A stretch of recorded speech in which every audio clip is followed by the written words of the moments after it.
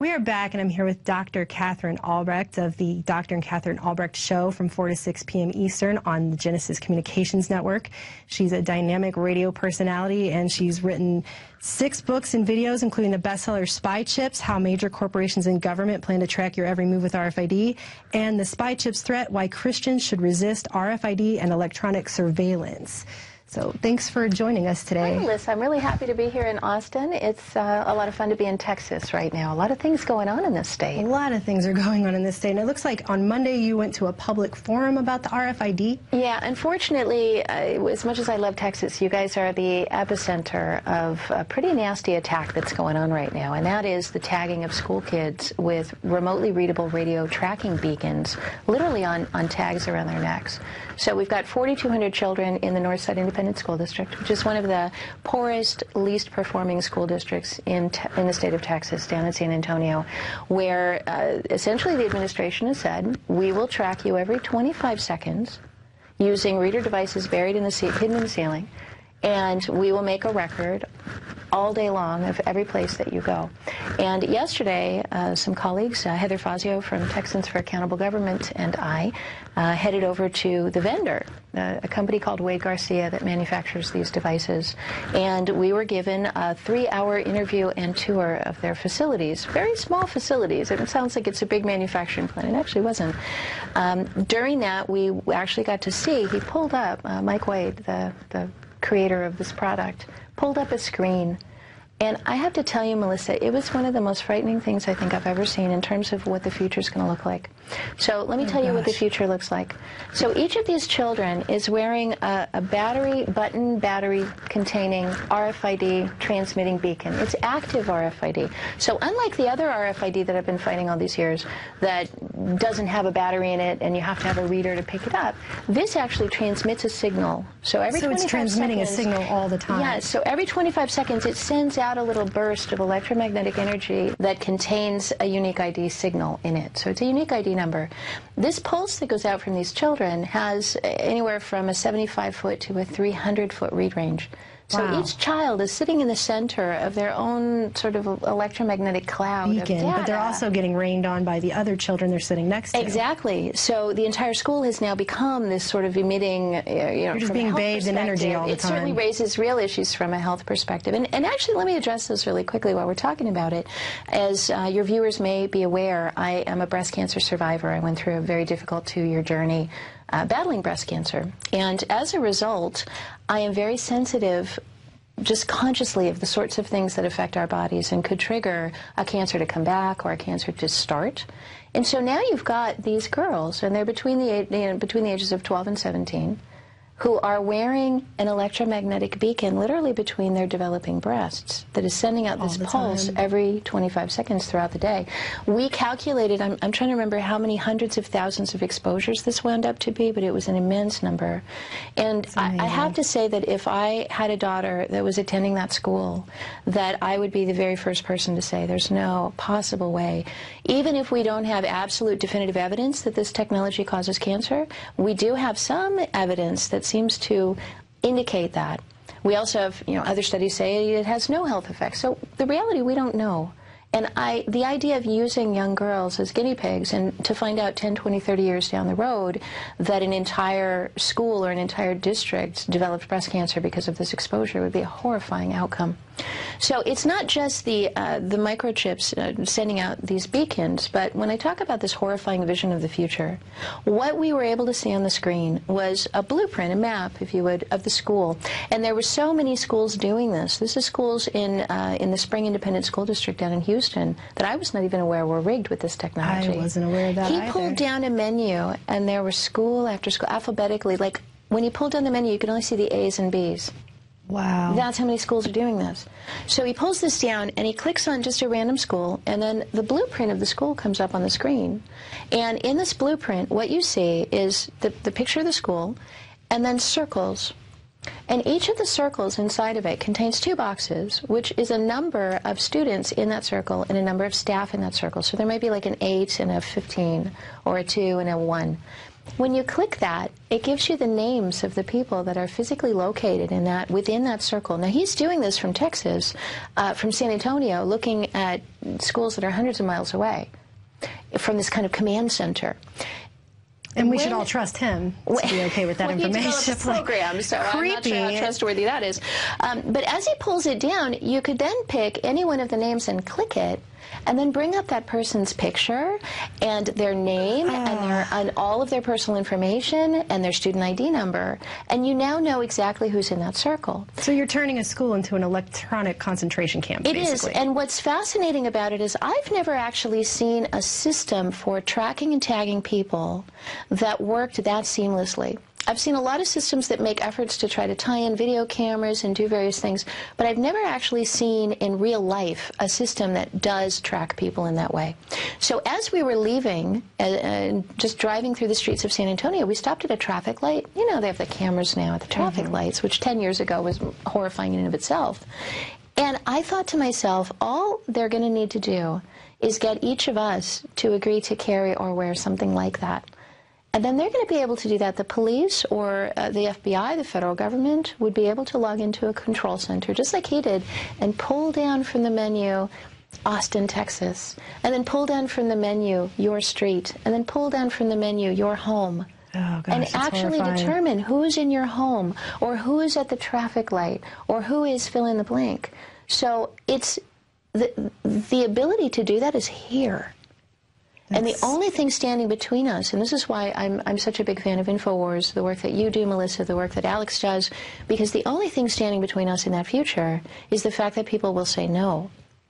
So right now in San Antonio, I flew out to attend a community forum put together by Heather Fazio from Texans for Accountable Government, and we had probably 70 members of the community come out and say, we don't like this, we don't want to be part of it. I then went in the evening over to the school board meeting to actually talk to the school board. Did the school go to the forum? Well, they did not. I had called them. I invited their superintendent to attend. I invited members of the board to attend. Heather invited everyone to attend. They said, no, as far as we're concerned, it's done.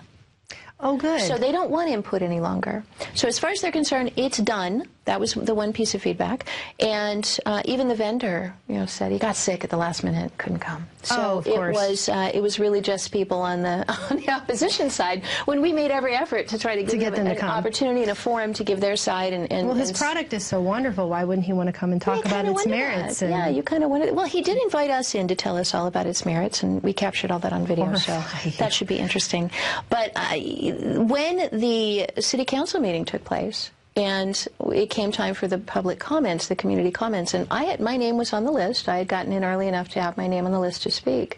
And the president of the school board said, "Is Ms. Albrecht, Mrs. Albrecht, Miss Albrecht, are you around?" And kind of went, "Yeah, I am." And I smiled, and she stuttered and stammered. We have this on video, and she said, "You're not going to be allowed to speak today."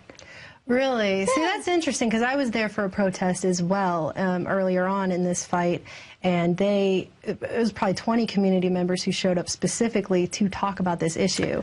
And the school board did all this other stuff. They played videos how great they are. They were giving awards to the police. I mean, it was like this pageantry about how wonderful the school district is. And then it came to the actual issues, and they're like, well, we've decided, as per the rules we just pulled out of this book over here in the corner, that we're only going to let 3 people talk for 5 minutes. And then they started curbing people's 5 minutes, and it was amazing. Well, I've never seen what I thought was really a show of weakness, I think, on their part, and of them feeling intimidated, because I had come in on Friday. I flew to D.C. and I met with the folks from EPIC, the Electronic Privacy Information Center, and from EFF, the Electronic Frontier Foundation, all the privacy groups, the ACLU. We all got together on Friday, and we have a coalition paper against it. We formed a coalition. We've got a position paper against this, and they said, we've got to get these answers about the program. Are they using fair information practices? What kind of security is being used on the data? Is it opt-in or opt-out? Can parents say no to this? So they had a series of questions. And the reason I had gone to the board meeting to speak my little 3 minutes, they didn't even give me my 3 minutes, was simply to say, I'm here representing this broad coalition of well-respected international authorities on issues of privacy and civil liberties. And I myself have a doctorate in education from Harvard University. I didn't say this to them, but my educational attainments trump those of every person in that room. And that's sure interesting because that is a school board. Exactly. And, you know, having a doctorate in education is useless when you're fighting Walmart, but it's actually kind of helpful when you're fighting a school board. An actual school. So all I wanted to do was say I'm here, I'm available. If you have any questions about why there's concerns about this program, I want to make myself available to answer them. And they wouldn't even let me get up and do They that. wouldn't even let you talk. Yeah. Yeah, it's rights end when you enter the school property there. That's pretty much what I've gotten from it any time that I've been there. They've said that. They've come out and said that you have no privacy. You give up your privacy on campus. You give up your freedoms. That you as a student in a government school do not have any rights. And I actually went to the Northside ISD Smart Student ID Card website, which doesn't actually say anything at all on there anywhere about ill health effects. But I know in the past you've actually been interviewed for different articles about how pets that were microchipped were getting huge tumors. Yeah, that's an interesting issue. And to be honest, I am not really sure whether these things are dangerous for health or not. I know that as a breast cancer survivor, I would never put one around my neck in the same way that I wouldn't hold my cell phone up to my chest. I mean, there's certain things that just are common sense. Well, in the absence of knowledge. Absolutely.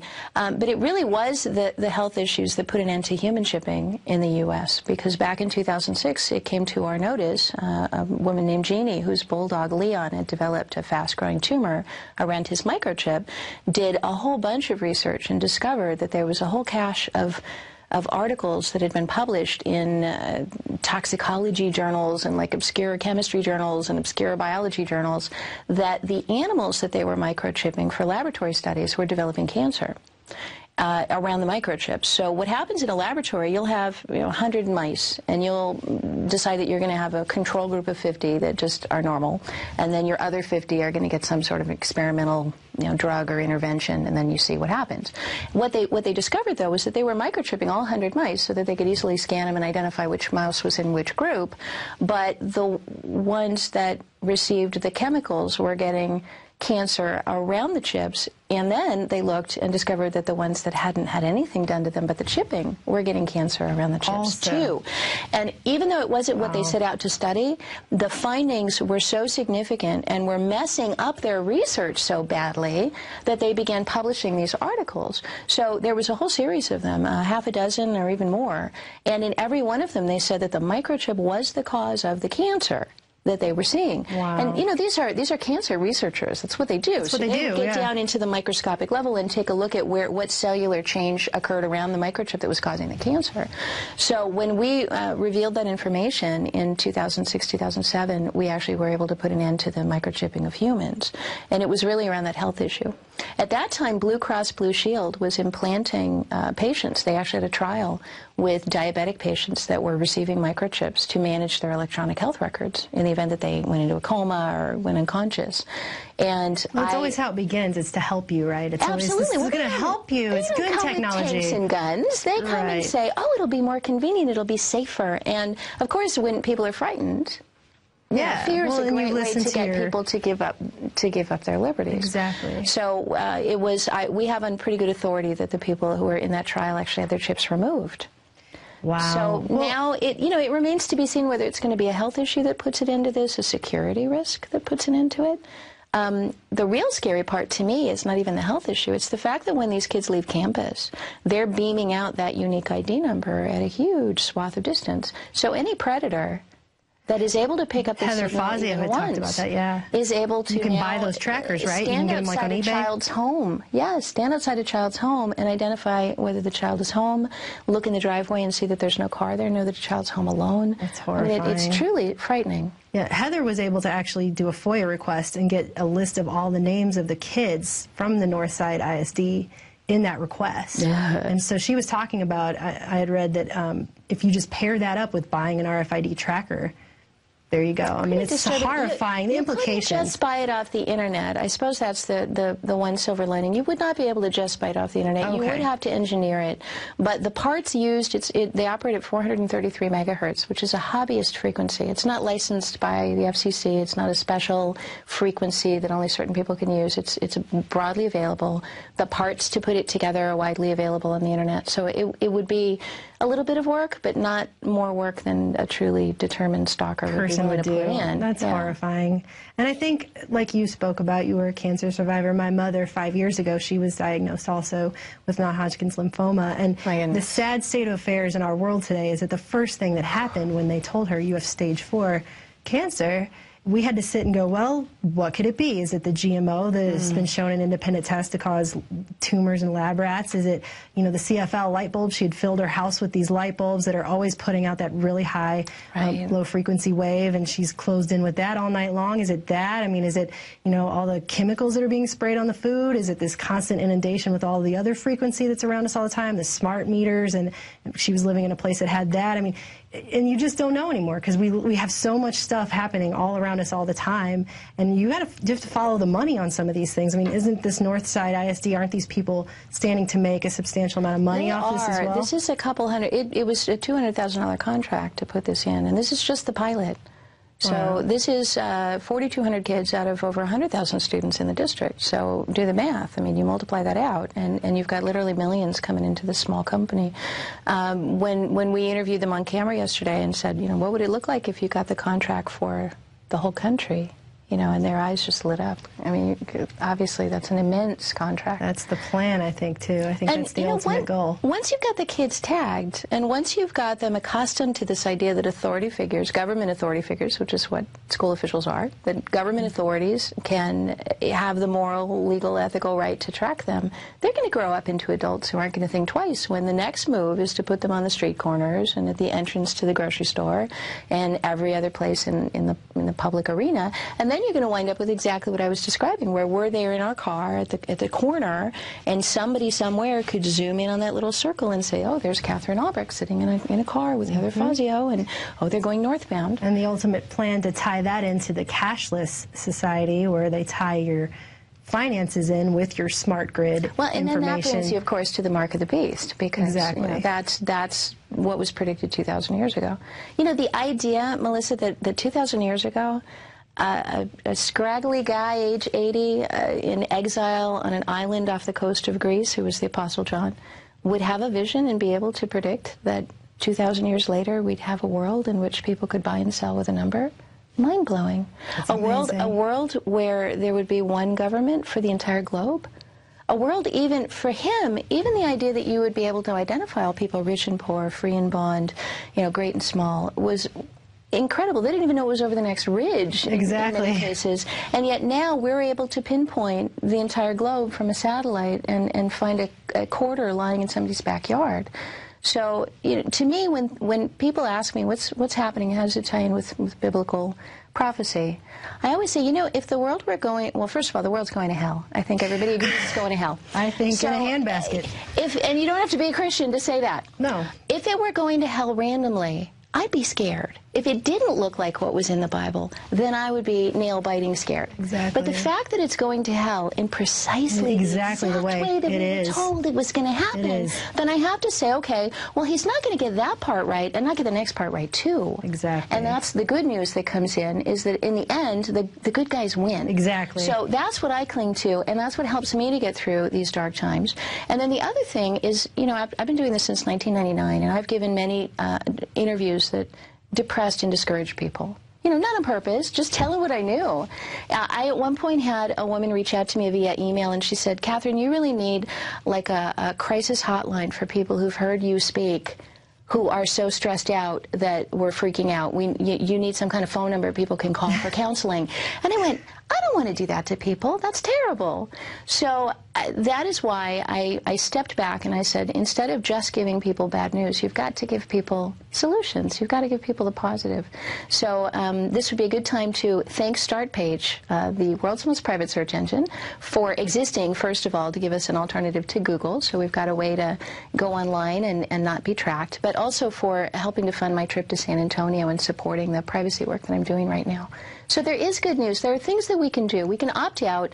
We can homeschool our kids. We can put them in different schools. We don't have to send them to these government institutions. We don't have to use Google. We don't have to log into the global brain 10, 15, 20 times a day and mind meld with it and tell it everything we're thinking about. You know, we have alternatives. And the frustrating part for me is when I see people who know better who don't use the alternatives. You know, people with a toll transponder in their car, instead of just taking the extra 30 seconds and paying cash. You know, tracking device on your vehicle, you don't have to do it. Once it's mandatory, then we'd have a different conversation. But when these things are voluntary, people shouldn't do them. No toll transponders. Don't use a credit card. Use cash, or we're going to lose cash. You know, don't use Google. Use Start Page. There's like things we can do to empower ourselves, and they're not hard, and they don't cost money. And I ask myself, if people are too wimpy to use these now, what's going to happen when it gets hard? Exactly. Well, thank you so much for joining us today. We really appreciate it, and I hope you come back soon.